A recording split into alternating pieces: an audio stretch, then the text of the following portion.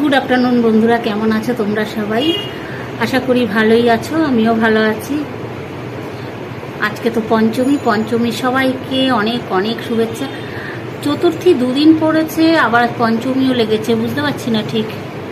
যাই হোক, আজকে জানি আজকে পঞ্চমী, আবার অনেকে বলছে আজকে চতুর্থী, আমি বুঝতে পারছি না।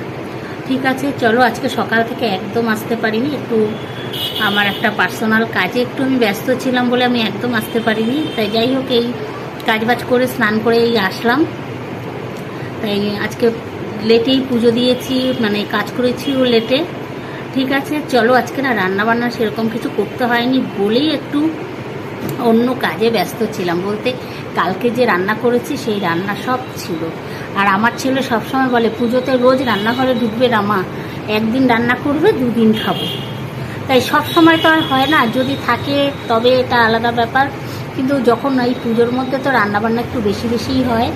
যাই হোক, চলো। আজকে এমনি কি রান্না করেছি, চলো খাওয়া দাওয়া করবো এখন।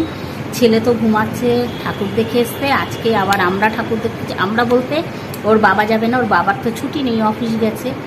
আমি, ছেলে, ওর মাসির ছেলে, আমার বোন যাবে না।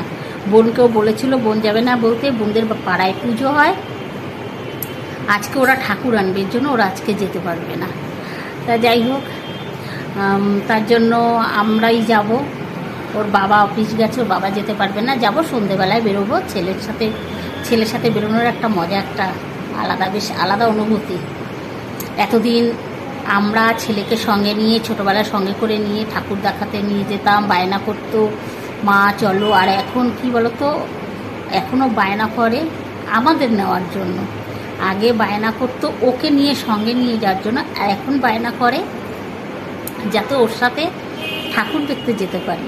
যাই হোক, রোজ বলে, কিন্তু আমার ভালো, মানে এই এত গরম তো ভালো লাগে না। তা আজকে যেতেই হবে। ঠিক আছে, যাব। সে গেলে তো তোমরা দেখতেই পাবে। তা চলো, কী কী মেনু আছে।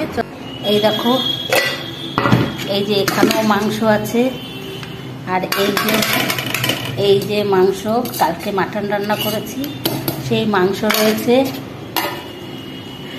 এখানে আছে সেই কালকে ডাল রান্না করেছি, ডাল।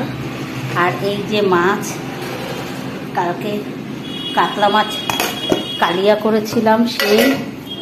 আর এখানে করেছি আলু ভাজাটা এখনো করিনি, এই যে আলু ভাজা। আর এইখানে এই যে ভাত। আজকে লাঞ্চ মেনু, আজকে শুধু ভাত আর আলু ভাজা করেছি, সব রয়েছে, একবেলা হয়ে যাবে। বিকেলে তো ছেলের সাথে বেরোবই, খাওয়া দাওয়া তো বাইরেই, কেন বেরোনো মানেই বাইরেই খাওয়া দাওয়া। এমনিতেই নানান রকম খাবার দাবার বাড়িতে এনে খাচ্ছে, এত ঠাকুর দেখতে বেরোনো মানে তো বুঝতেই পারছো কখন ঢুকবো তো ঠিক নেই। সন্ধেবেলা বেরোবো, ছেলে, আমি, ওর ভাই সব বেরোবো।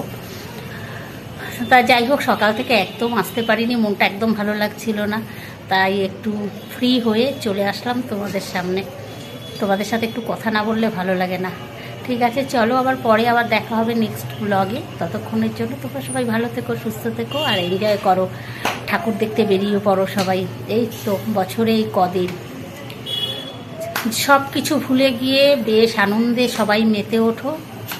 ঠিক আছে, চলো, টাটা।